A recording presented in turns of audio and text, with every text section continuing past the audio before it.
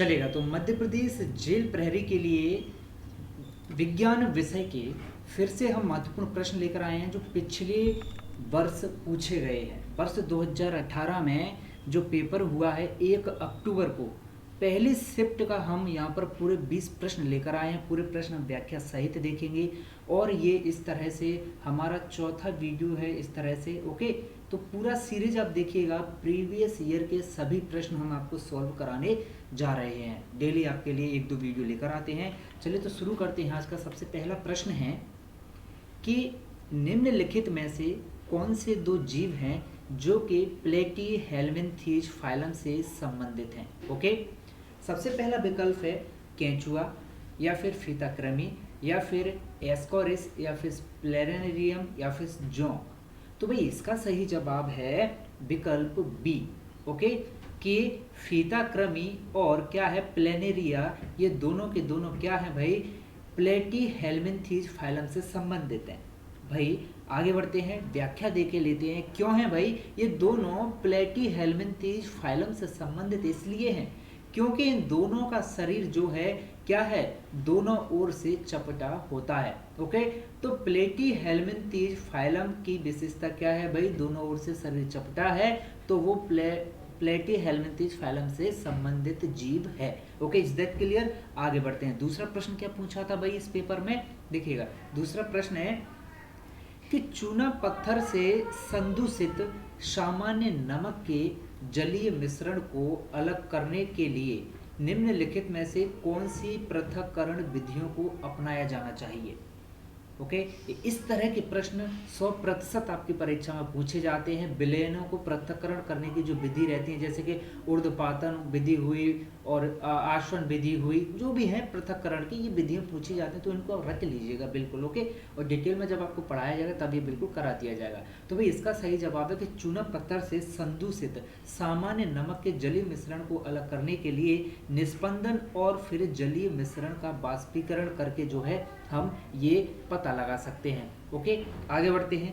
अगला प्रश्न है, लेकिन उससे पहले व्याख्या तो भाई हम जरूर देखेंगे क्योंकि हमेशा हम व्याख्या देखते आए हैं। देखिएगा, निस्पंदन जो है वो एक तरल या फिर गैस में निलंबित ठोस कणों को अलग करने की प्रक्रिया होती है। अगर कोई आपसे कहे भैया निस्पंदन क्या होता है, प्रश्न भी पूछ ले, तो हमेशा याद रखना निस्पंदन के द्वारा तरल या फिर गैस में जो निलंबित कण रहते हैं उनको अलग कर सकते हैं। ओके, और निस्पंदन माध्यम ठोस कणों को अवशोषित नहीं करता है।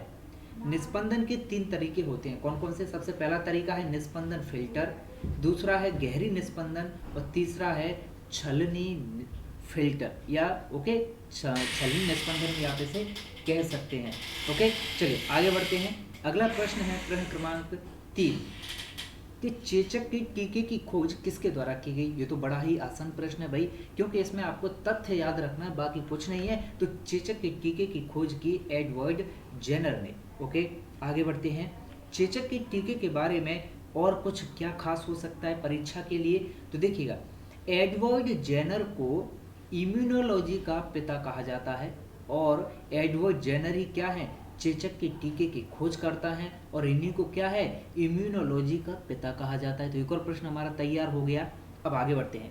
सन 1798 में इन्होंने चेचक के टीके के कारणों को और उनके प्रभावों पर एक निबंध भी लिखा था। ये तो परीक्षा के लिए महत्वपूर्ण नहीं है, तो परीक्षा के लिए 2 चीजें महत्वपूर्ण हो गई। एक तो एडवर्ड जेनर ने चेचक के टीके की खोज की और दूसरा कि एडवर्ड जेनर को इम्यूनोलॉजी का जो है पिता कहा जाता है, फादर ऑफ इम्यूनोलॉजी। आगे बढ़ते हैं। अगला प्रश्न है कि तंत्रिका तंत्र की संरचनात्मक और प्रकार्यात्मक इकाई क्या है।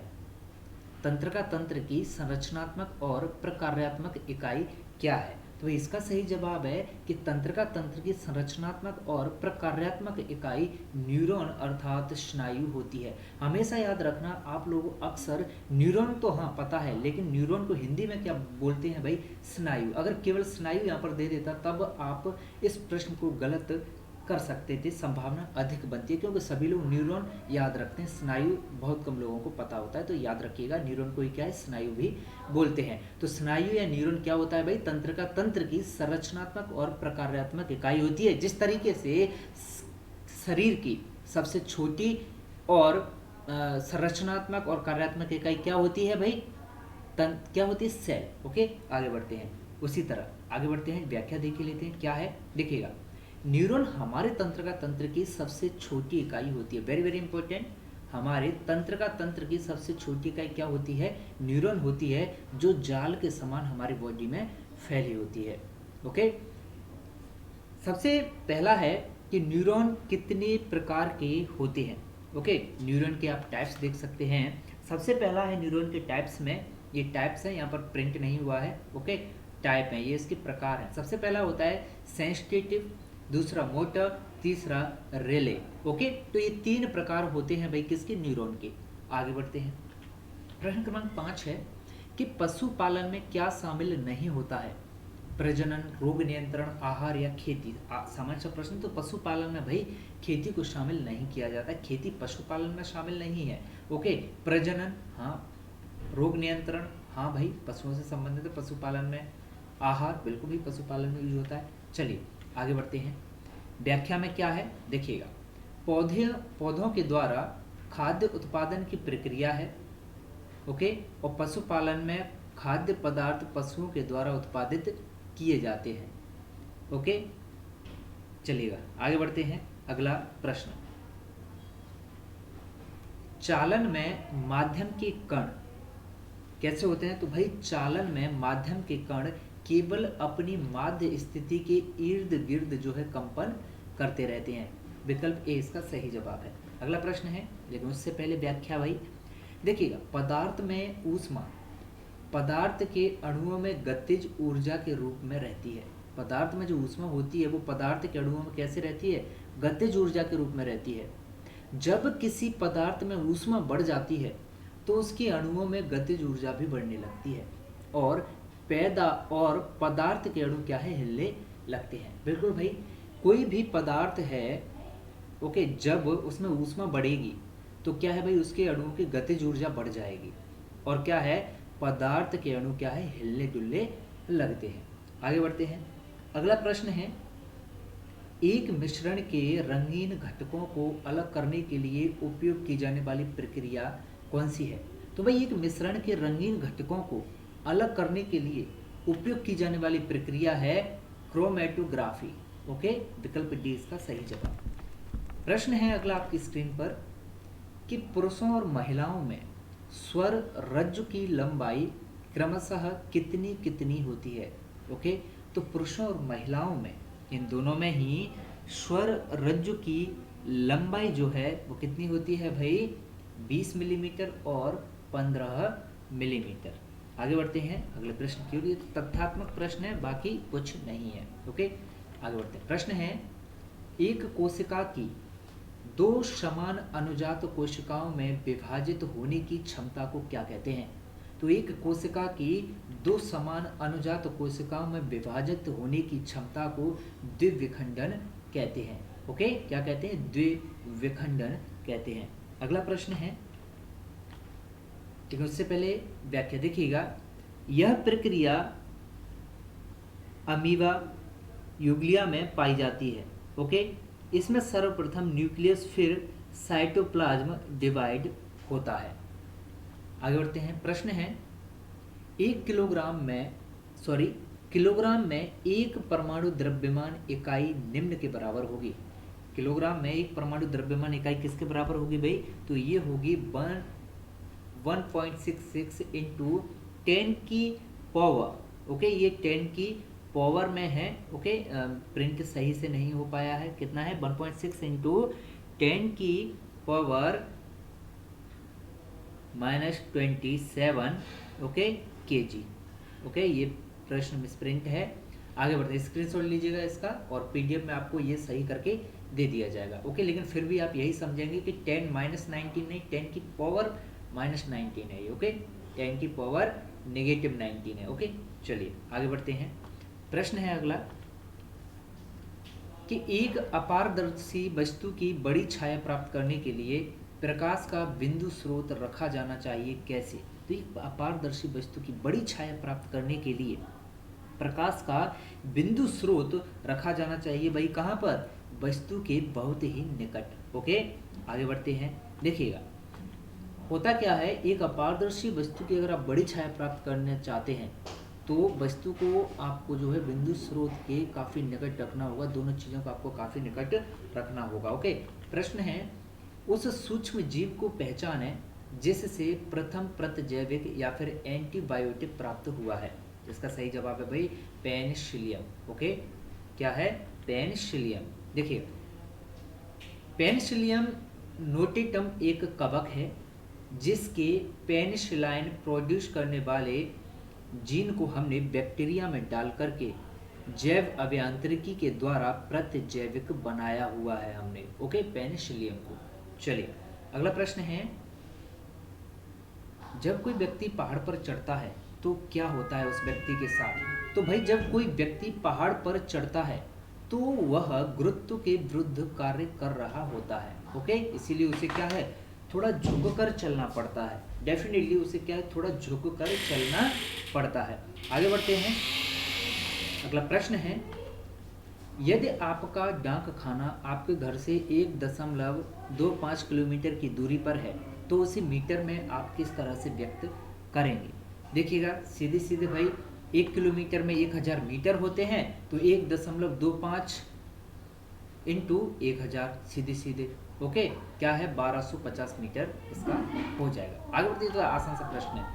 अगला प्रश्न है, एक विद्युत इस्त्री में निम्नलिखित में से कौन सा ऊर्जा रूपांतरण होता है? कौन सा ऊर्जा रूपांतरण होता है? तो भाई इसमें कौन सा ऊर्जा रूपांतरण होता है? विद्युत ऊर्जा ऊष्मा ऊर्जा में परिवर्तित होती है। Is that clear? आगे बढ़ते हैं। चलो अगला प्रश्न है आपकी स्क्रीन पर, लेकिन उससे पहले व्याख्या। देखिए, विद्युत प्रेस में जो इस्त्री करने के लिए उपयोग होता है उसमें विद्युत ऊर्जा ऊष्मा ऊर्जा में क्या है, परिवर्तित होती है। आगे बढ़ते हैं। प्रश्न है कि निम्नलिखित में से कौन एक रासायनिक परिवर्तन है? रासायनिक परिवर्तन आपको पहचानना है, तो यहाँ पर रासायनिक परिवर्तन है भाई प्रकाश संश्लेषण प्रक्रिया। ओके, ये रासायनिक परिवर्तन है। कांच के गिलास का टूटना ये रासायनिक परिवर्तन नहीं है। जल में लवण का विघटन, बर्फ का पिघलना ये रासायनिक परिवर्तन नहीं है, बल्कि यहाँ पर क्या है, प्रकाश संश्लेषण की जो प्रक्रिया हो रही है वह क्या है भाई, रासायनिक परिवर्तन है। अब हम बात कर लेते हैं प्रकाश संश्लेषण की प्रक्रिया के बारे में थोड़ा सा। देखिएगा, पेड़ पौधों के द्वारा प्रकाशीय ऊर्जा को रासायनिक ऊर्जा में बदलने की प्रक्रिया क्या है, प्रकाश संश्लेषण कहलाती है। वेरी वेरी इंपॉर्टेंट, ये तथ्य आप याद रखिएगा। प्रकाशीय ऊर्जा को रासायनिक ऊर्जा में बदलने की प्रक्रिया क्या है, प्रकाश संश्लेषण है। ओके, ये प्रक्रिया किस तरीके से होती है, पूरी प्रोसेस आपके सामने लिखी हुई है। 6CO2 प्लस 12H2O प्लस प्रकाश प्लस क्लोरोफिल। ओके, उसके बाद क्या है भाई, C6H12O6 हमें प्राप्त होगा, और 6O2 और 6H2O और क्लोरोफिल। Is that clear? आगे बढ़ते हैं।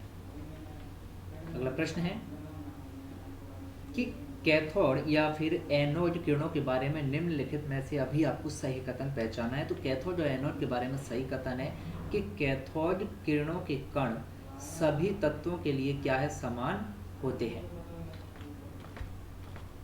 आगे बढ़ते हैं। अगला प्रश्न है, देखिएगा, कैथोड किरणों की खोज किसने की, ये प्रश्न बनता है। तो कैथोड किरणों की खोज की गोल्डस्टीन ने। किसने? यूगेन गोल्डस्टीन ने। Okay, very very important. Goldstein ने कैथोड किरणों की खोज की और एनोड किरणों की खोज की जे थॉमसन ने। ओके, दोनों को याद करिएगा बिल्कुल, और PDF आप जब प्राप्त करेंगे तब आप चीज़ों को रिवाइज कर लेंगे। आगे बढ़ते हैं। प्रश्न है कि अम्ल या एसिड के बारे में निम्नलिखित में से आपको गलत कथन का चयन करना है। कौन सा कथन जो है यहाँ पर गलत दिया हुआ है? तो अम्ल या एसिड के बारे में यहाँ पर गलत है कि अम्ल लाल लिटमस को जो है नीले लिटमस में बदल देते हैं, ये यहाँ पर गलत है। बल्कि सही ये होता है भाई कि अम्ल जो होते हैं वो नीले लिटमस को क्या है, लाल लिटमस में चेंज करते हैं। कौन? अम्ल या फिर acid. Okay, is that clear? नीले को किस में, लाल में चेंज करते हैं अम्ल, और स्वाद में खट्टे होते हैं। और अम्ल एक ऐसा पदार्थ होता है जिसमें क्या है भैया, हाइड्रोजन आयन होते हैं। तो अम्ल के बारे में पूरी जानकारी हो गई। आगे बढ़ते हैं। प्रश्न है कि पौधे मिट्टी में उपस्थित नाइट्रोजन का उपयोग किसको तैयार करने के लिए करते हैं? हमेशा याद रखिएगा, पौधे मिट्टी में उपस्थित नाइट्रोजन का उपयोग करने के लिए प्रोटीन का उपयोग करते हैं। ओके, किसका? प्रोटीन का।